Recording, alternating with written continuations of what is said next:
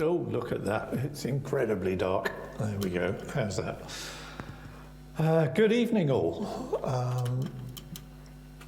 I'm back in the studio under the bed, and that light, because it's nearly summer solstice, so the light is shining on the curtains, and I've only got a really cheap, ratty old Logitech webcam that I've had for donkey's years, and it's struggling with the sunlight. Okay, never mind. Quick test, how's that? That's a bit better. I guess you can hear me. I seem to be going through all right. If I just check there. Yeah, okay. So I'm a bit out of it because I got 4 hours sleep last night. The kidneys are playing up at the moment. I find it very difficult to get comfortable enough to go to sleep.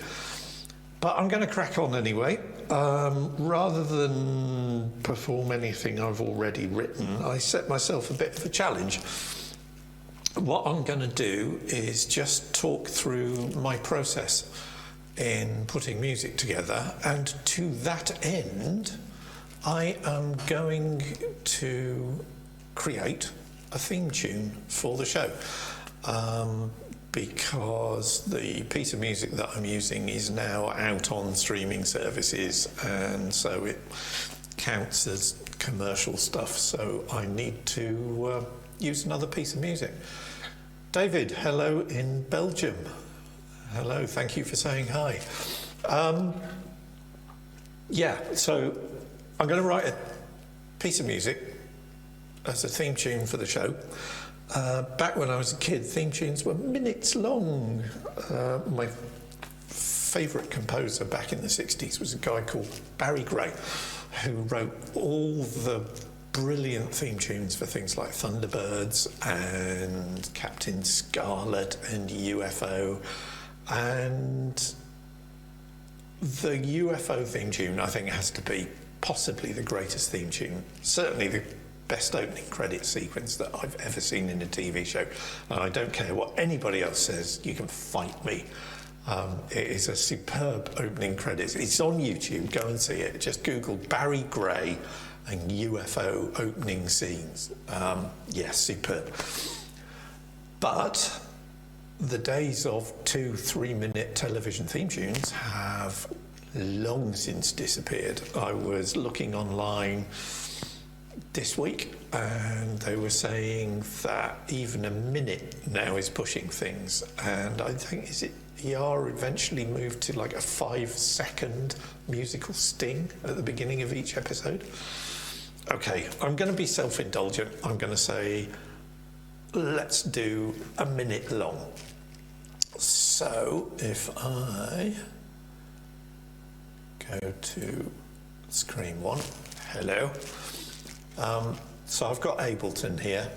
If I just move that down slightly, you'll get a better idea. So this is Ableton in arrangement mode, which is what I tend to use normally. At the moment, it's absolutely on its default values of 120. That's a bit slow for me these days. I'm going to whack that up to 145 because that's more my kind of jam these days. I'm going to use Superior Drummer to just lay down a basic rhythm track.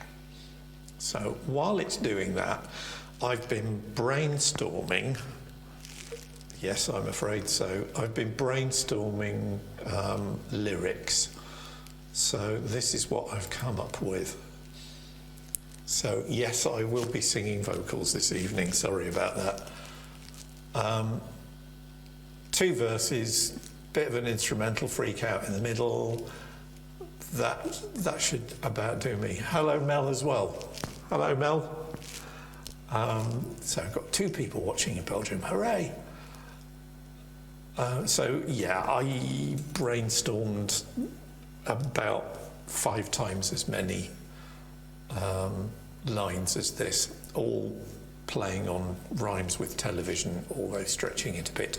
And if you're ever stuck for coming up with a rhyme for something, there is a fantastic resource online which is totally free called Rhyme Zone. And they do a rhyming dictionary, they let you look up synonyms, they let you look up things that nearly rhyme. You can actually change the rhythm of the words and filter it so that you only have long syllable followed by short, or short syllable followed by long, or short followed by 2 long syllables. It's brilliant. It's highly addictive, and it's ended up creating some rather strange lyrical choices on some of the music that I've written over the last few years. Anyway, that's by the by. So, lyrics. What I'm going to do is we'll just start with my go-to drum kit, which I used all the way through my last set of recordings on form, and kept this drum kit for the on Eric Tulpa's album when that came out as well.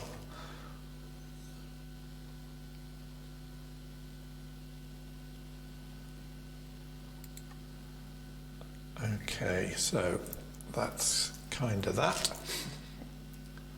So now we want to groove. So if we go back to my lyrics, so it's head first only television. Da, da, da, da, da, da, da, da. So short, long, short, long, short, long, short, short. What can we come up with on that?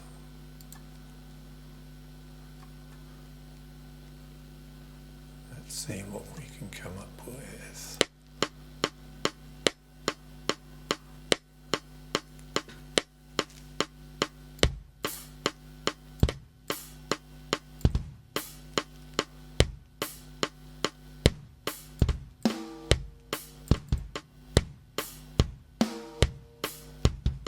There's me.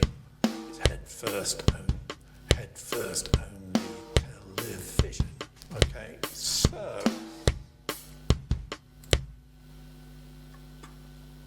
Superior Drummer has now gone off, and in all the different packs that I've got, let's go back to my standard one. There we go. Okay, so what Superior Drummer has now done is it has found all the things that kind of match that rhythm, and I can now listen to one of them.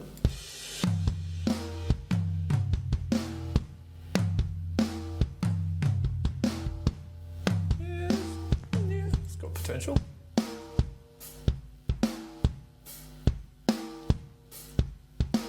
So that's a question. Do I want to swing?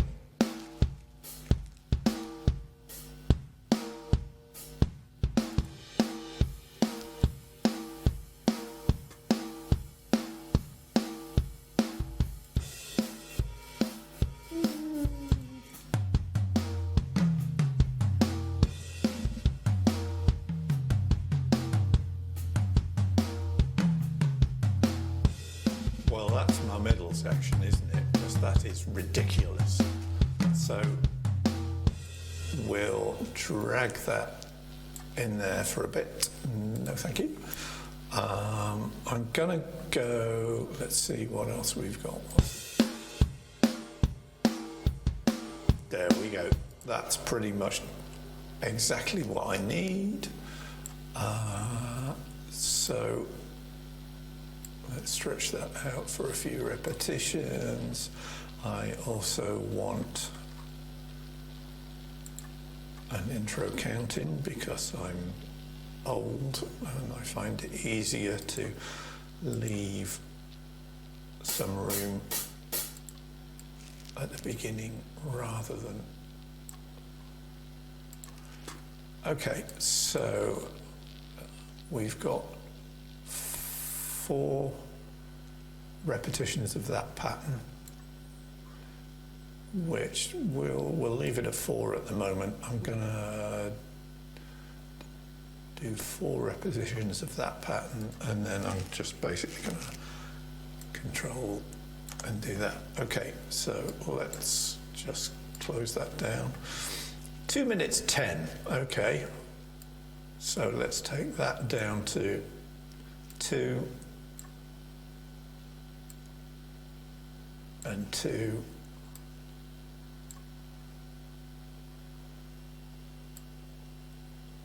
and 2, and that gives us 110. Let's nudge it up to 150, 155. Get the adrenaline flowing. Right, so we're just over a minute. It's close enough. Once I've taken out the intro counting, that's kind of good enough. Okay, so let's just give it a quick run through, and if I have my lyrics up.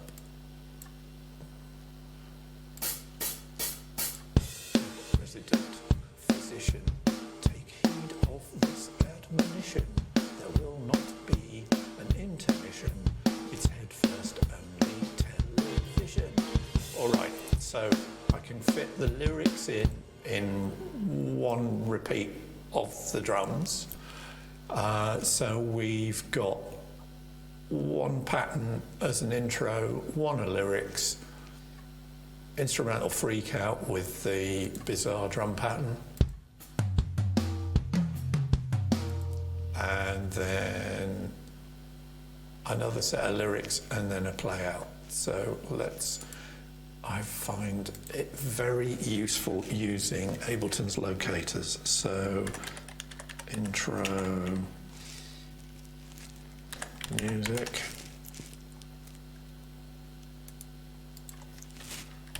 verse 1,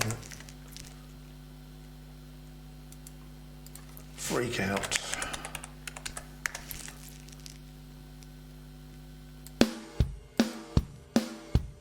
shush, verse 2, play out. Okay, haven't saved this yet, have I? So let's save this. So this is going to be my ambient music, which I'll be working on in forthcoming live streams. But for the moment, let's go back. These are various categories of things I've done in the past. We'll call this HFO TV theme as a project. Yeah, the MISC folder is basically where I chuck all the strange stuff. Right, so I now have a structure and a rhythm pattern and everything else. What's the next thing I do? Well, first thing I'm going to do is Control D on this track, and we'll create a few MIDI groups, or MIDI tracks. What I'm going to do, and thanks to Mel for showing this, these days I use the group track. The processor overhead is just so much lower than it is doing the way that I was taught during, believe it or not, a massively open online course with a very famous American provider of educational facilities, who I'm not going to name.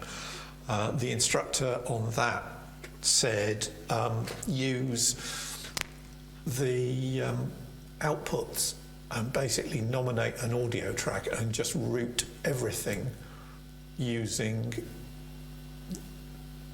this drop-down list. So I did that for years and found massive latency every time I used it.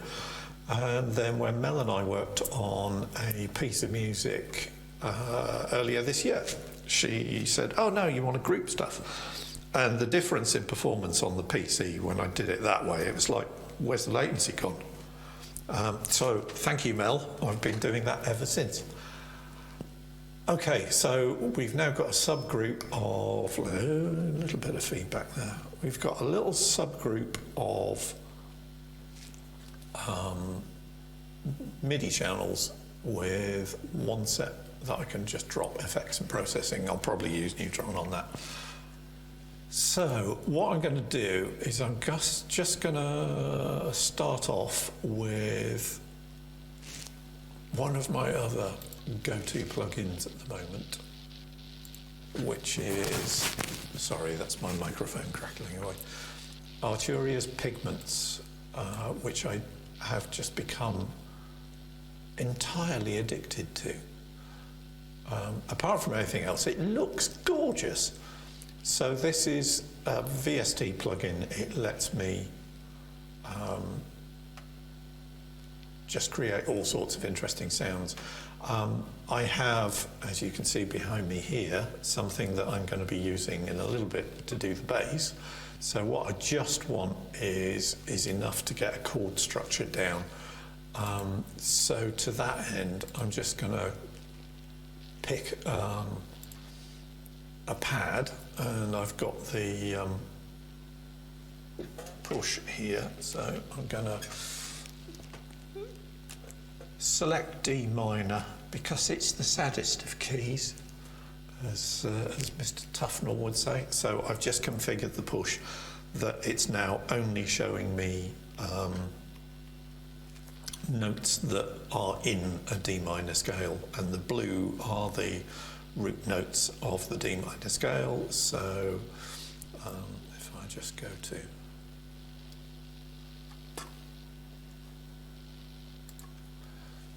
so if I tilt that up, you might be able to see it a bit better. So if I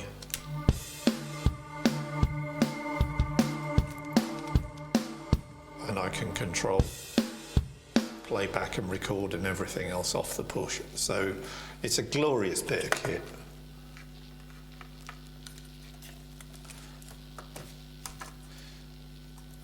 So what sort of things do we want?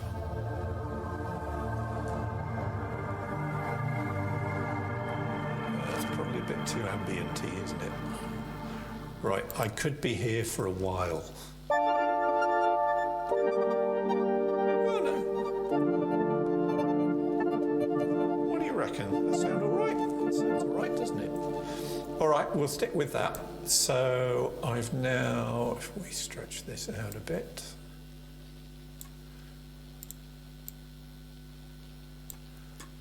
Oops.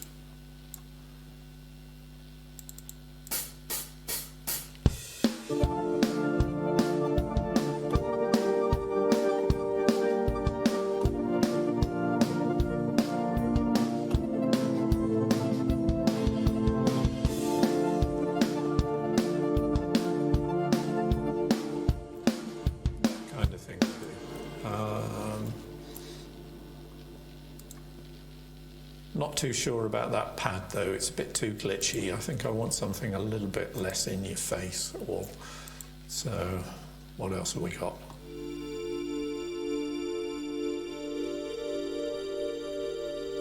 That's a little bit more restrained, isn't it? Let's do that. Okay, so I'm gonna basically lay down a MIDI track on this, so that's all nicely enabled.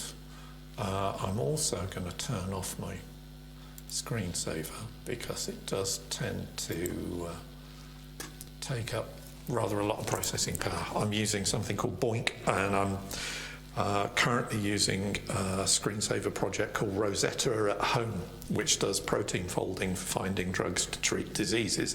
And at the moment, Rosetta at Home is all hands to the pumps trying to find protein solutions that will actually bind around the spike on the COVID-19 virus. And it's fascinating watching the way it actually folds molecules around in real time. But anyway. Okay, so let's make something up in terms of keyboards. So I want a 2-bar counting. I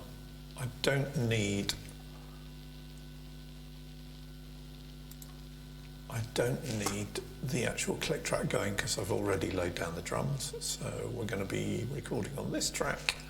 So I'll play the push and we'll see how it goes.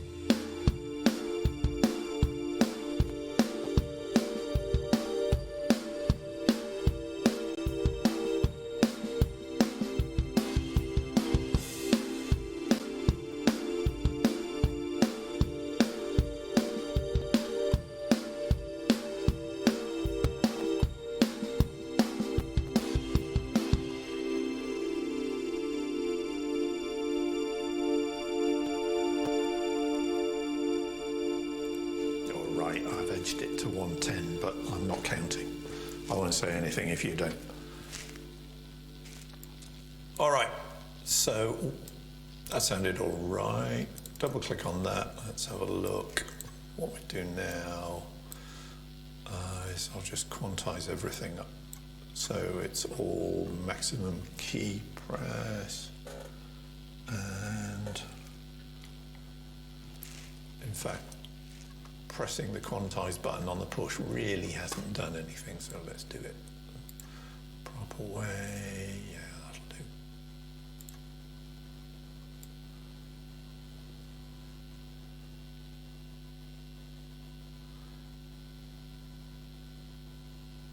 Yeah, that seems to have behaved itself. So we've got our keyboards. So what I'm going to do now is lay down the audio. So for this, by special request, because I know people have wanted to hear what this thing sounds like, I'm going to resort to this little thing, which I have been playing off and on for something on the order of 30 years. However, that does not necessarily mean that I'm any good at it. Now, at the moment, I've got both the bass and the treble side of the stick set up. So the bass is actually going through my main guitar effects rig. So I've got a nice stereo funk auto wah setting on it, which if you've heard anything off the new album, you'll recognize some of that.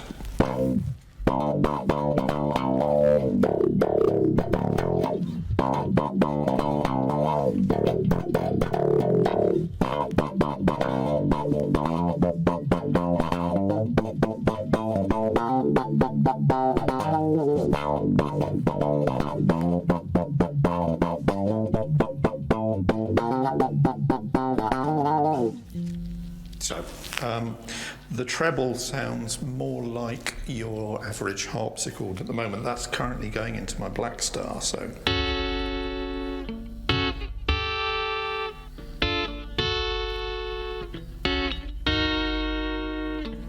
So it's a lovely, very, very rich chordal sound. It also sounds pretty nifty through a bunch of effects.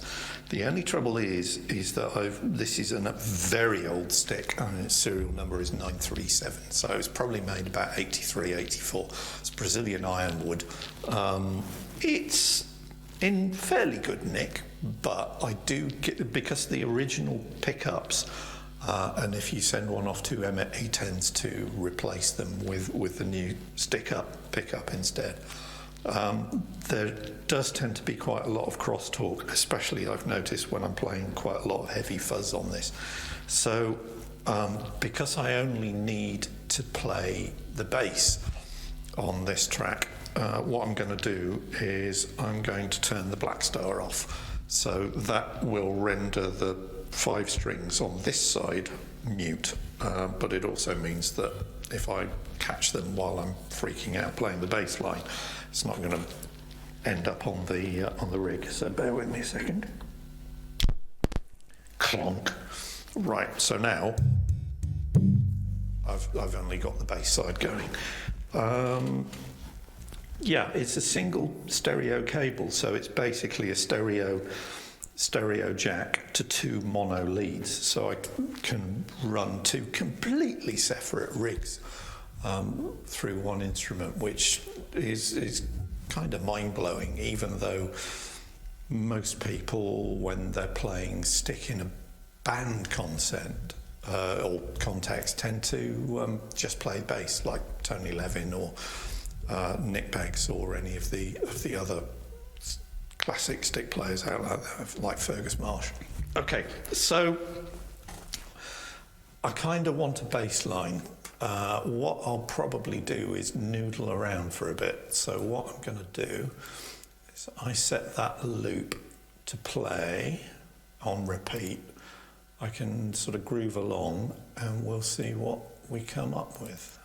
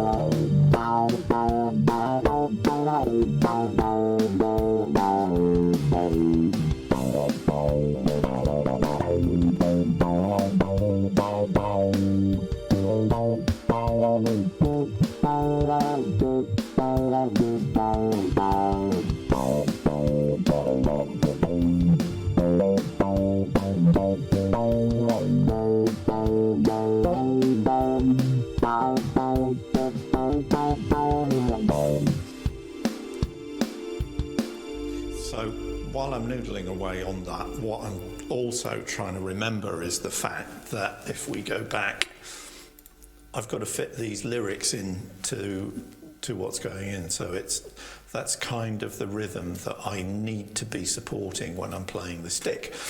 And kind of obviously, I'm not altogether sure that I was really doing that with what I was playing. So let's try and think of something else. So call yours.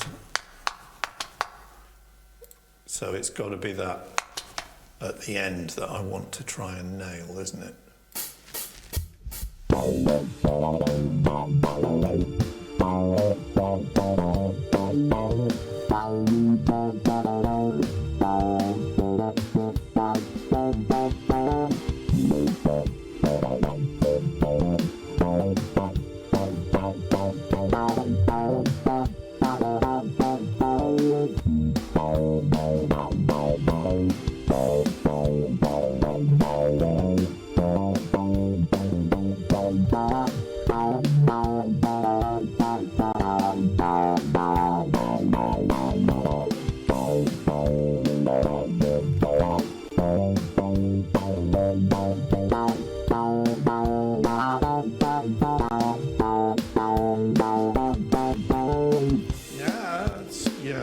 That sounds a bit better if I can remember what I just did.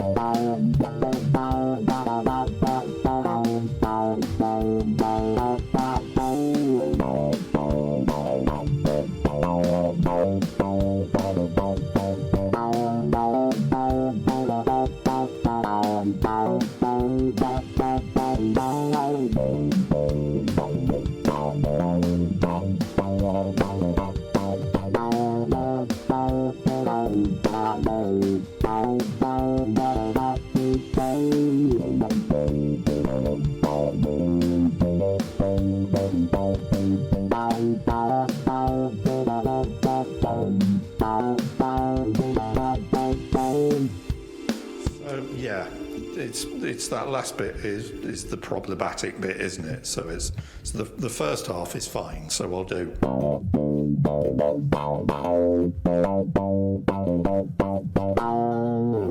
Then I do.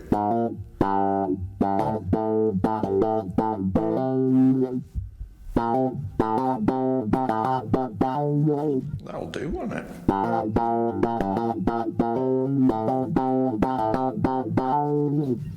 I think we've got a bass line, so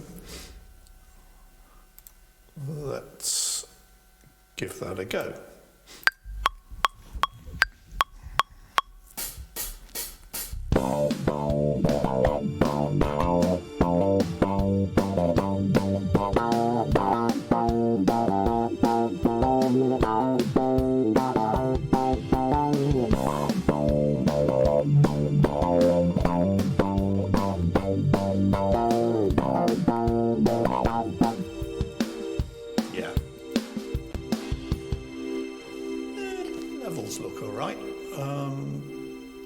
Yes, I messed it up.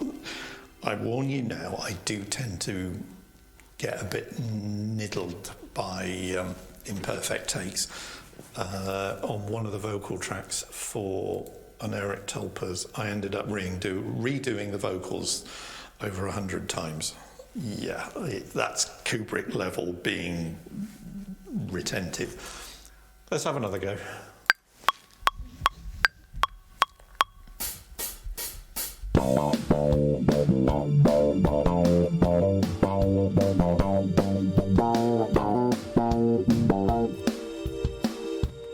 And again.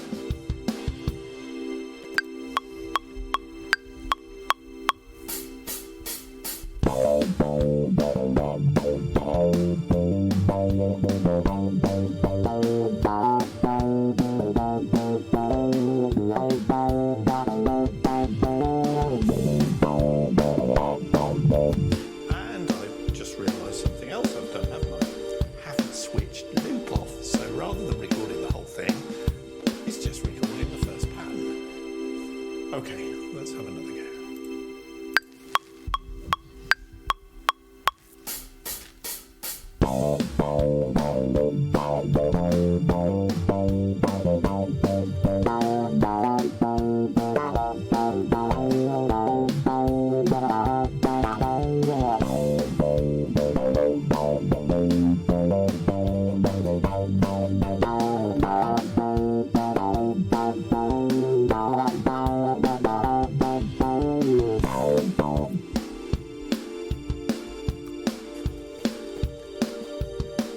Still looping. Why are you still looping? Okay, let's have another go. Oh, Martin, thank you for tuning in. And yeah, I couldn't hear a hum here, but I'm glad it's gone. And Mel, thank you for the comment about process. I just love doing this sort of stuff, as you know very well. All right, loop is off. Let's do this.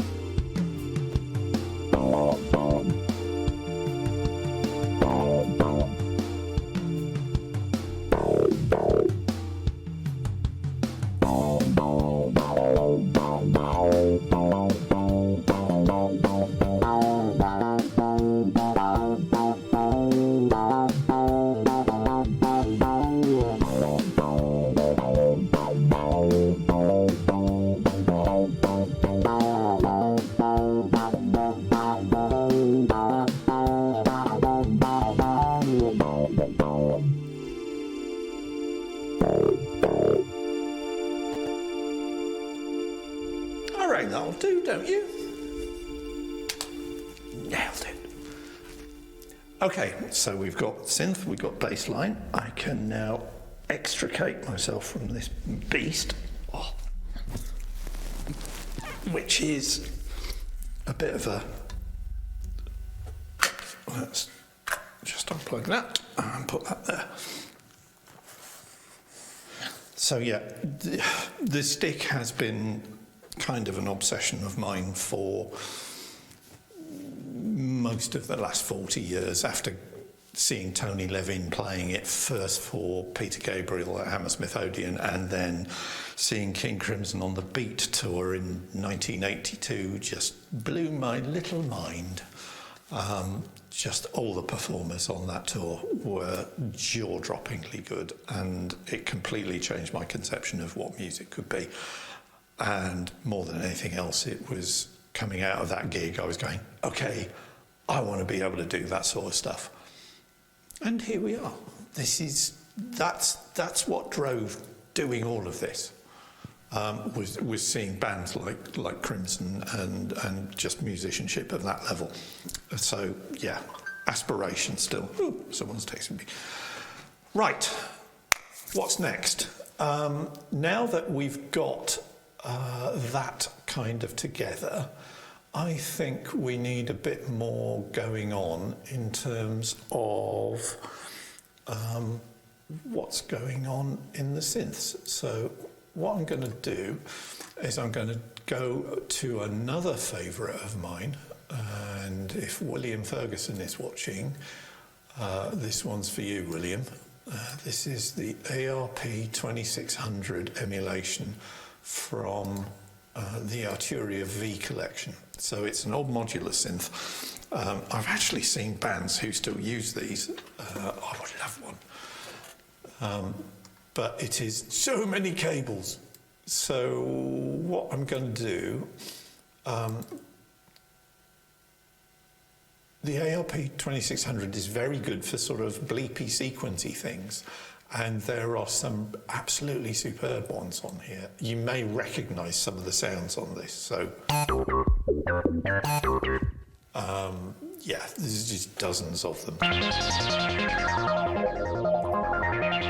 Oh, that to me, that says this is going to be exciting television. So let's have that one. Okay, so we'll have this in the background. So let's turn it down a bit. Yeah. Spur of the moment, pick patches, find one that you go, oh, yeah, that'll do. And that was very much it. So how is that going to fit with what we've already got? Let's just save that just in case.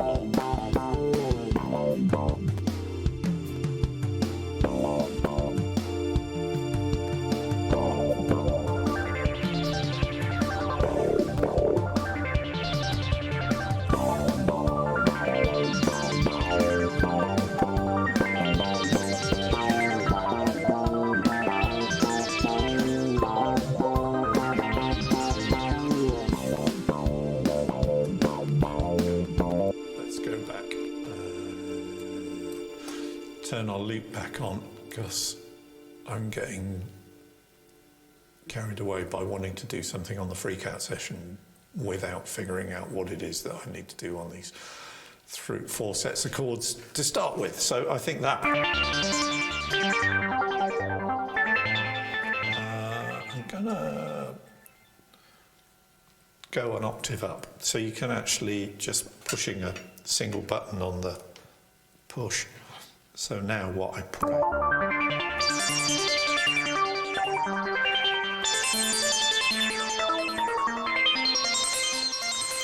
So let's have a bit of a play and see what I come up with.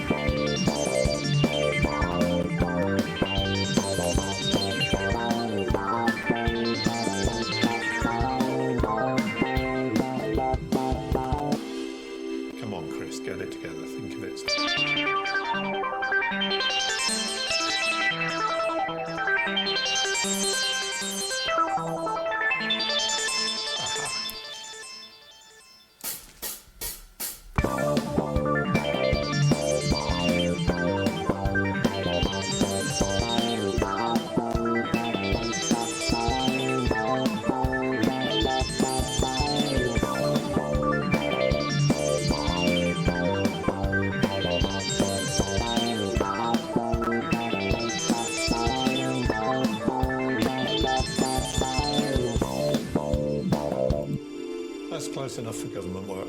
Okay, turn loop off.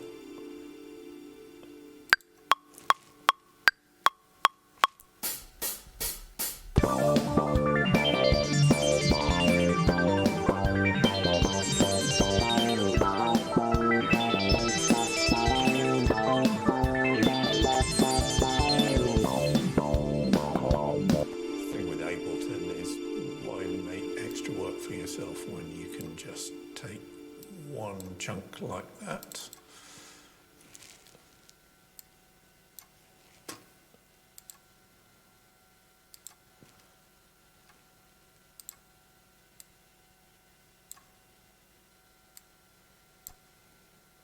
And then copy it.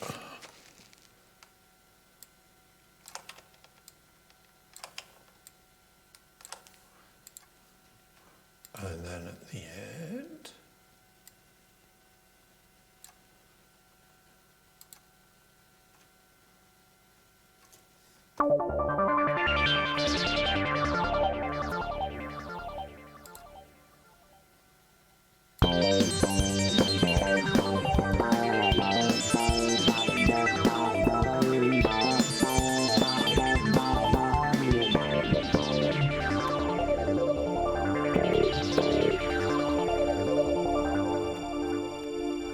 that'll do, don't you?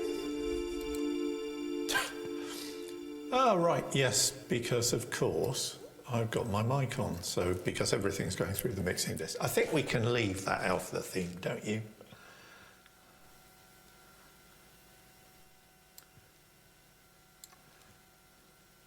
Martin, good question. No, it's pitch dependent, so because of the way the push works, it excludes certain notes. So the only notes I've got access to at the moment are in D minor. So basically, if I play a D,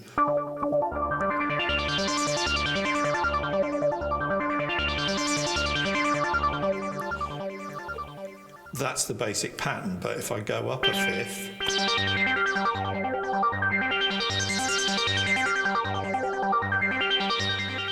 and then E is where the minor really kicks in.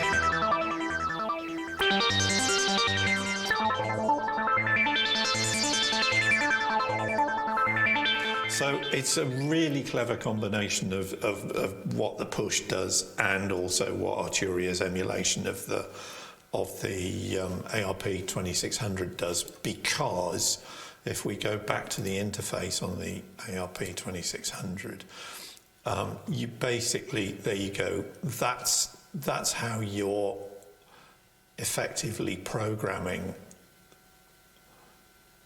each sequence. So it's in semitones up or down, and you can prat around with it. But I mean, that is literally just the preset that comes with that particular patch called Ant Farm on the 2600. Huge fun. I mean, good God, the amount of hours you could spend just going down the rabbit hole with the sequencer is extraordinary. All right, so I think we've got something there. I'm going to drop the 2600 out for the freak out, so we're going to have something different here. So let's go high end, and we'll pick the Arturia, I mean the V collection I'm just absolutely obsessed with. I never thought I'd ever own a synclavier, even if it's an electronic emulation of one. I mean, I don't know if any of you have heard Frank Zappa's album Jazz from Hell, where he basically wanted to push the bounds of what jazz could do. And rather than trying to get a physical band to play stuff, he just went, oh, I'll just do it in the synclavier. It's insane. It's also brilliant. But yeah, no Jazz from Hell here. What we'll do is, again, I'm going to pick another one of the sequence presets that are already built into the synclavier. There are some really silly ones, but I kind of want something that's a bit weird. So Arthur is Dreaming could be a Hitchhiker's Guide to the Galaxy reference, because New England Digital were nerds. So what's that sound like as a sequence? Let's have a look.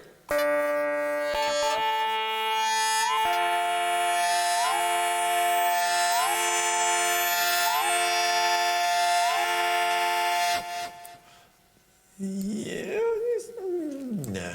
Let's try something else. Asymmetric sequence. What have we got there?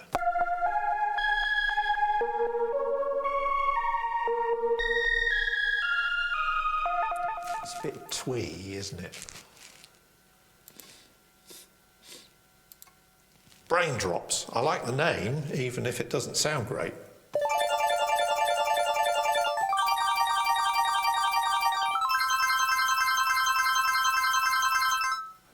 That sounds all right, doesn't it? Let's go for that. So, what have we got? Let's go back to my loop and have a go and see what we can come up with here.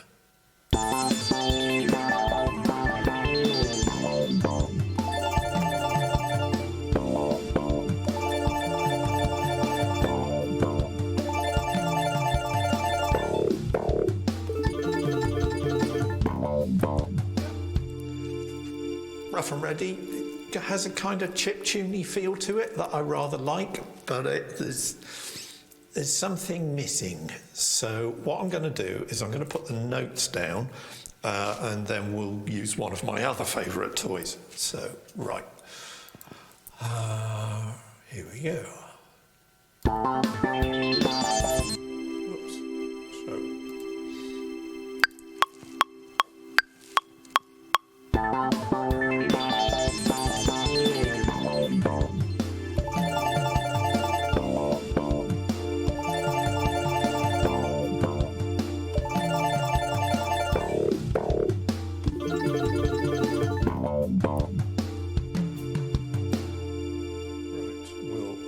Undo that because it's still on a loop, which once again I forgot to take off. So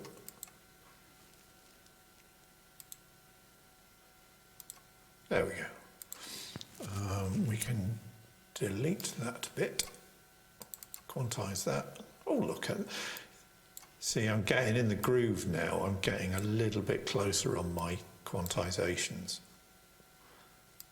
But I'm going to do those so that they all just go to quarter notes.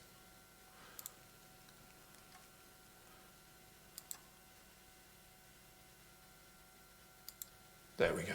Perfect.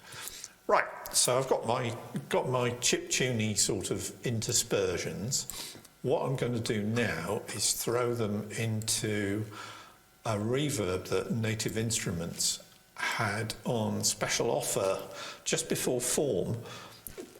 It's called Realm, and they were giving it away free. Now, I don't know if they still are. It might be worth going to their website and having a look, because it is insane.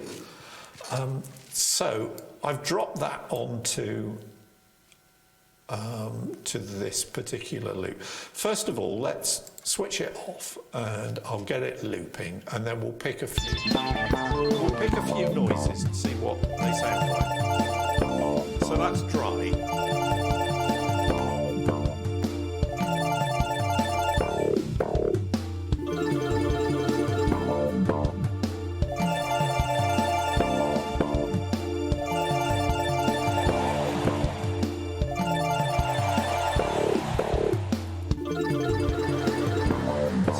Like an audience cheer.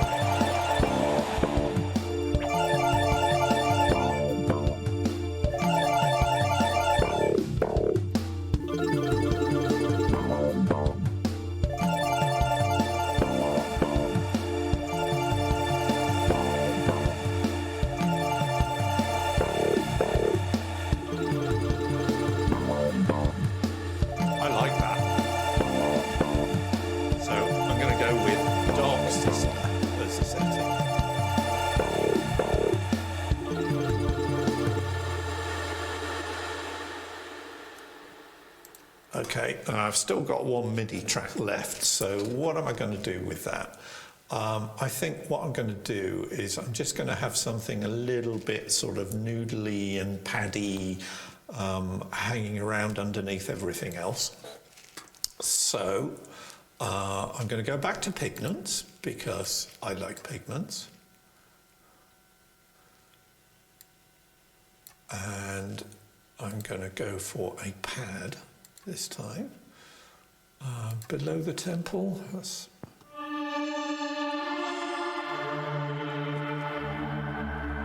go back down an octave.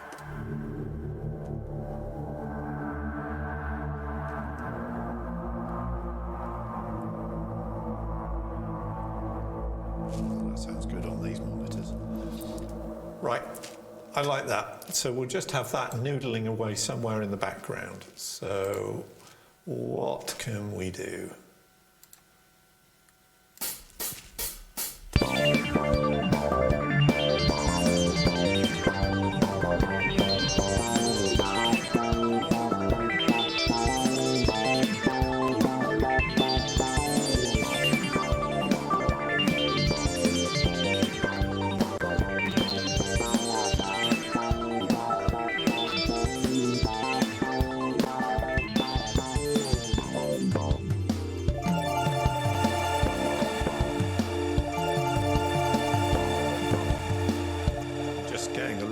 Because everything else is so quite enthusiastic at the moment that it's drowning out something that is quite subtle. So maybe I'll go up an octave.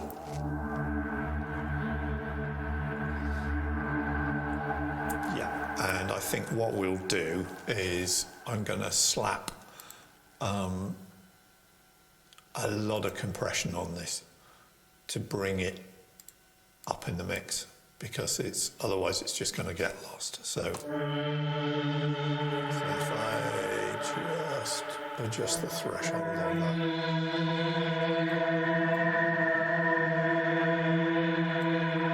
Give it a much bigger ratio.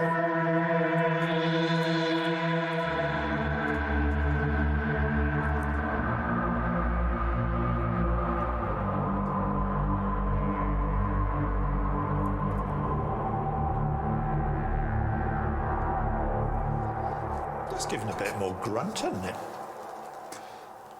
Right, so let's try that again.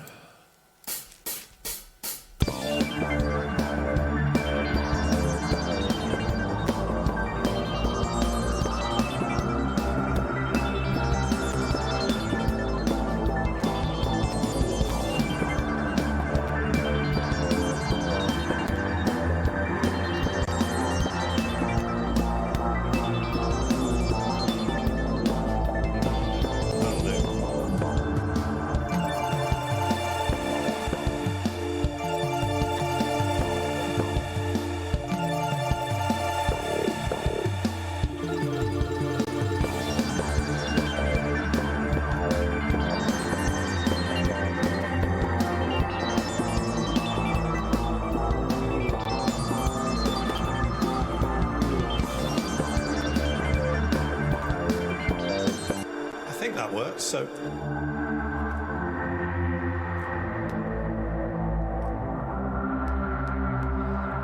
yeah, so let's lay that down on the verses, and again I'm going to just drop out and just leave the chip tunes to do the work in the middle.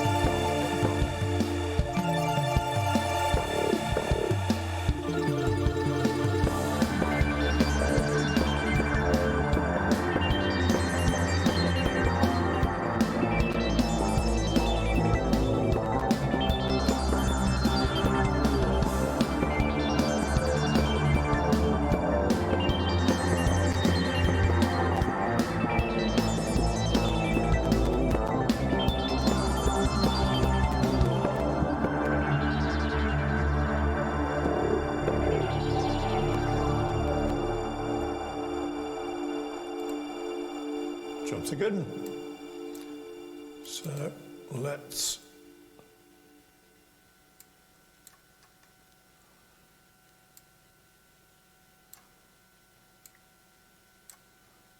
make sure all of those are at maximum velocity, and once again we'll quantize those to quarters.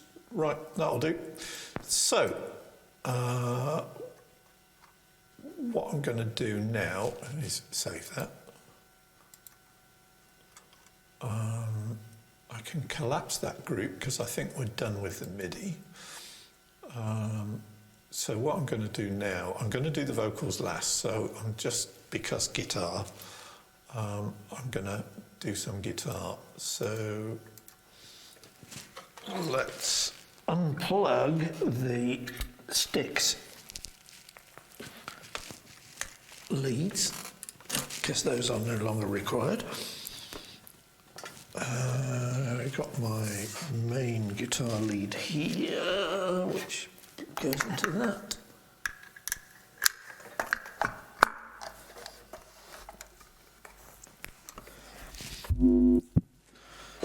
So, big shout out to Denver. This is a guitar I bought off him last year, and basically I've been obsessed with the Parker Fly since I first heard about it. Back in the early days, the original Parkers had a bizarre neck.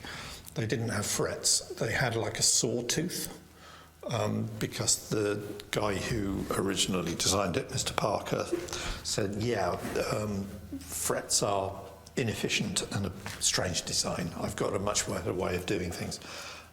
They did, in the end, move to normal frets, but the actual design aesthetics and the whole feel of the guitar, it's as light as a feather.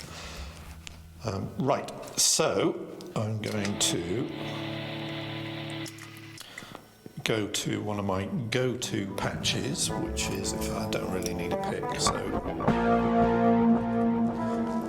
quick tune, just to make sure it's in tune, and it isn't. It's way off. This is very hot in here today. It's 31 degrees in here. And it's affecting my strings. There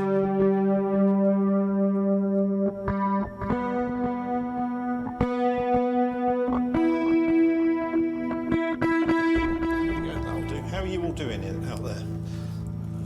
You still watching? Still enjoying this self-indulgent twaddle as I start prattling about on 6 strings instead of keys? Right.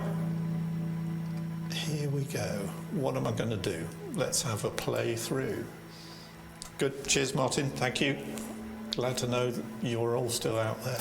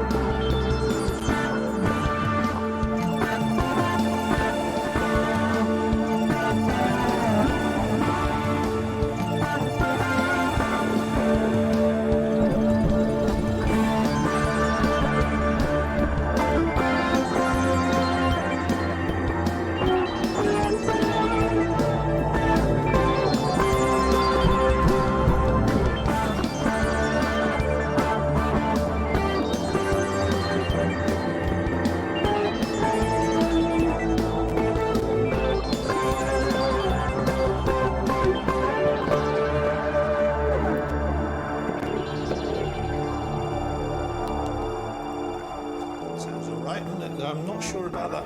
So, is it? Let's just go back to that MIDI and just solo that, so I can play along and just hear that I'm not getting the wrong chord in. David, thank you for the feedback. Good to hear you're still here.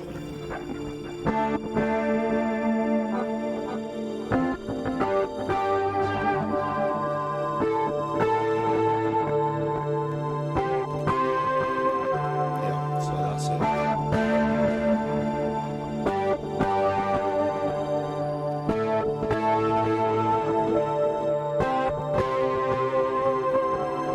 Yeah, that'll do.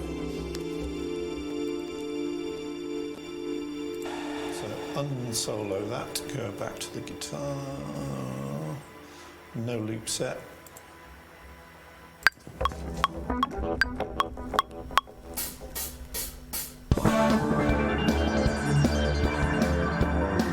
Messed it up because I just noticed the Ocean machine is off here, and Martin, always a shout out to a fellow Ocean machine user. It's probably just out of camera shot, but I bloody love this thing. It's a reverb unit and 2 echoes. So this is it. Same guitar patch, but with the Ocean machine.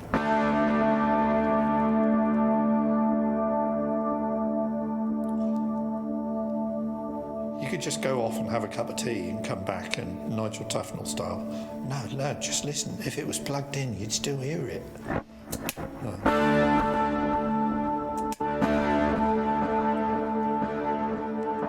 Nice ping pong, that'll do. Am I kind of in tune?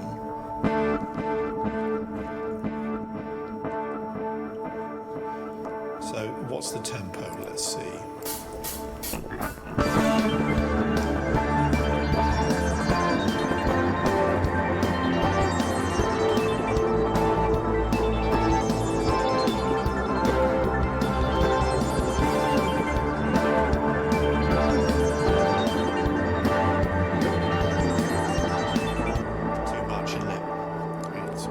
Too much. I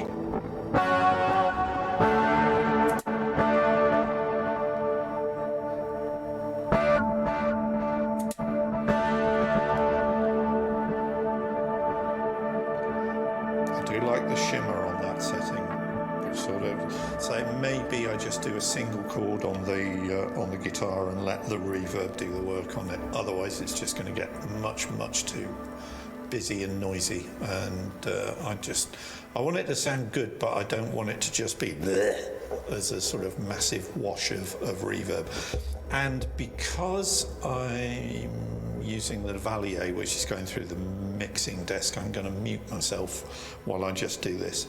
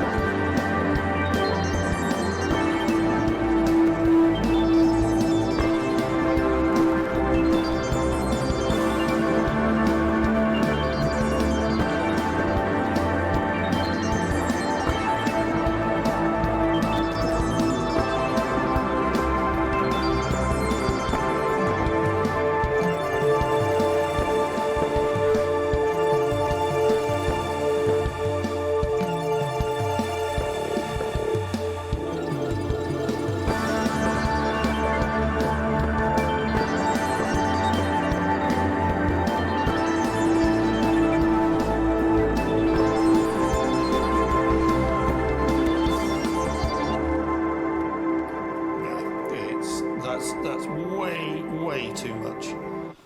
I'm going to turn the Ocean machine off. We'll just do it a lot drier. If I change my mind, if I do it dry, it also means that I can drop one of my many reverbs on in Ableton rather than having it as a permanent record of what I'm doing here. So let's do it again, but without the reverb.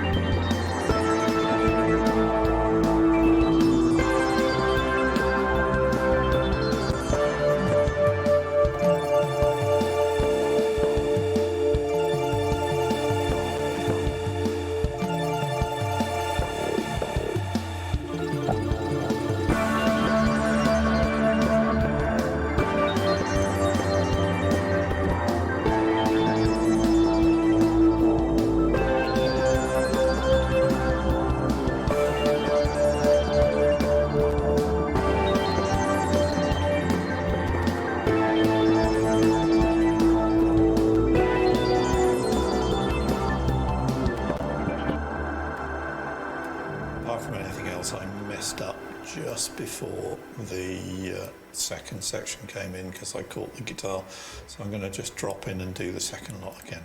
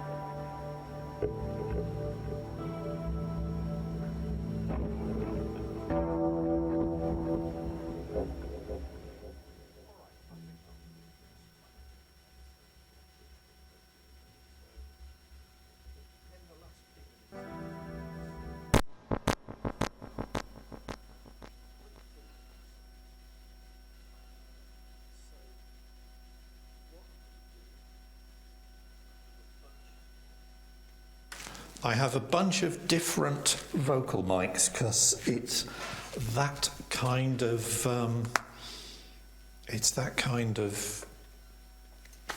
setup in here.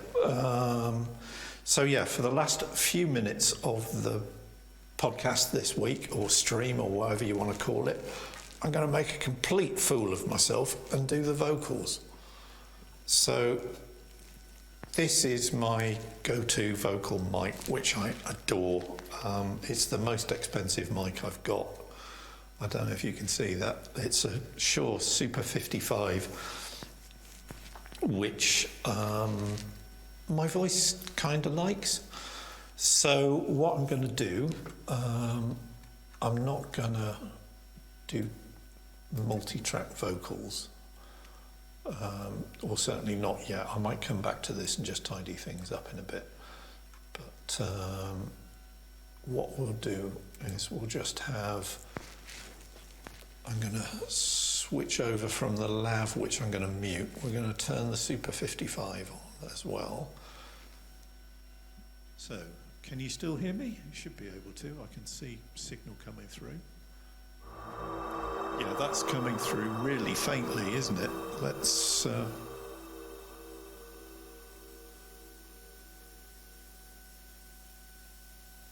Two. That's a bit better, isn't it?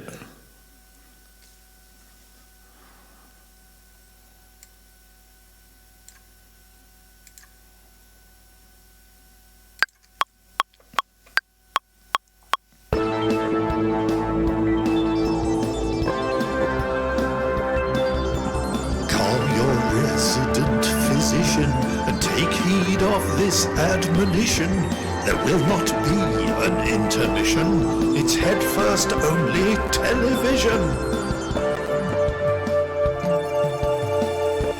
Yeah, all right, that's much too loud.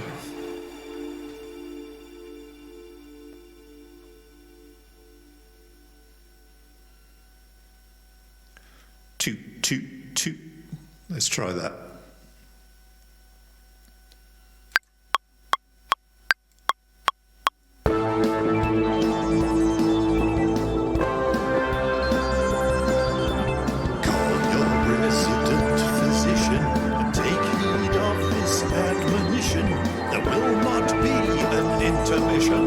It's headfirst only television.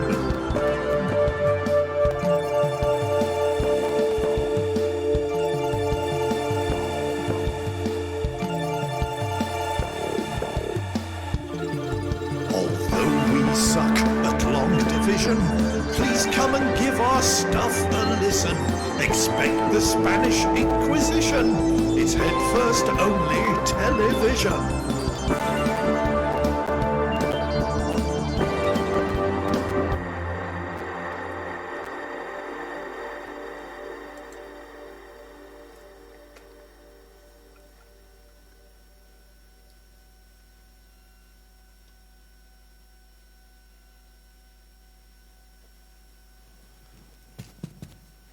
Okay, that's quite enough of that.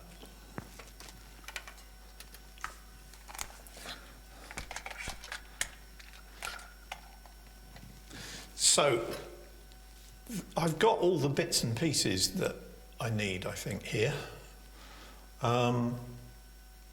What I tend to do is, at this point, hang on, let's move the shore out of the way.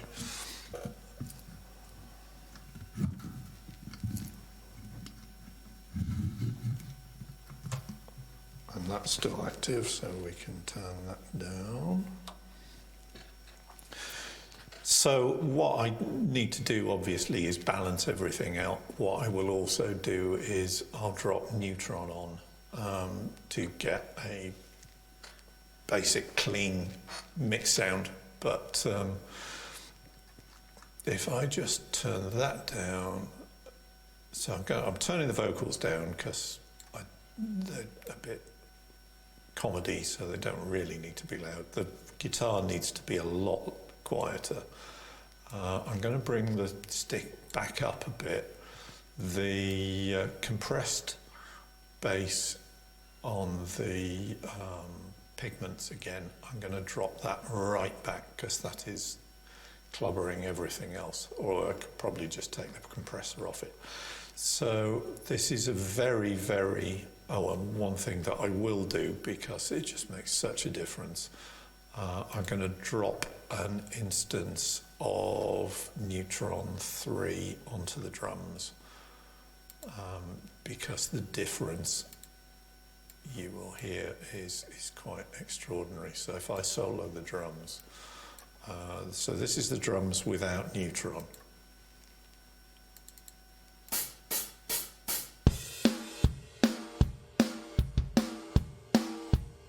So I'm just going to run Neutron's mix assistant and let it decide what the drums ought to sound like.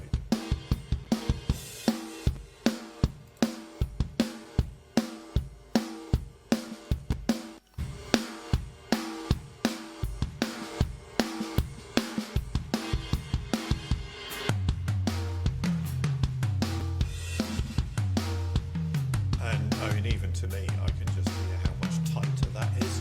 I'm going to tweak the tone up a bit so it's a lot crisper and add a bit more punch.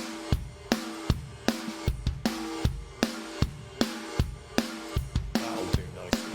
Only television! So what does this sound like? Those vocals need to come down even further. What does this sound like as a sort of rough mix now then? One thing I can do now is I can get rid of the drums counting because I don't need that. Here we go.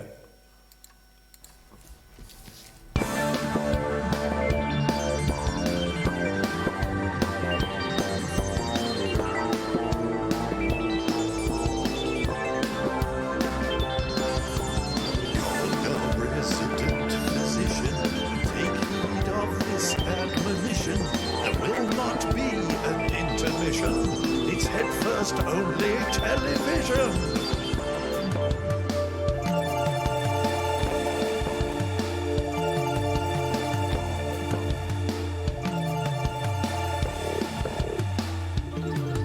Although we suck at long division, please come and give our stuff a listen. Expect the Spanish Inquisition. It's head-first only television.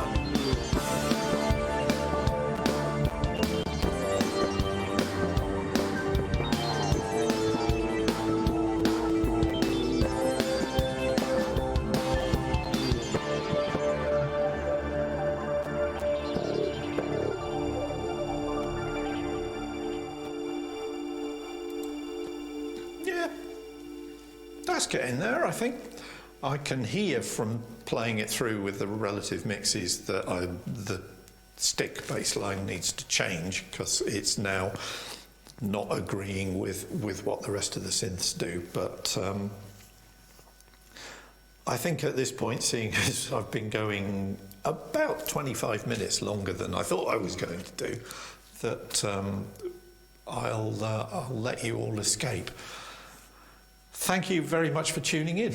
I hope you enjoyed watching me make an idiot of myself and forget to push buttons. I've really enjoyed this. What I will do now is I will go back probably tomorrow, next couple of days. I'll tweak things, then I'll put together a nice little title montage. So next week's stream should actually have this as its theme tune. So that's a commitment I'm going to make. I'm going to actually use this as the theme tune next week. So with that, I will bid you a very good night wherever you are, in whatever part of the world you are in. I hope you've enjoyed it, and I hope you'll come back and see me again next week. So cheers, everybody.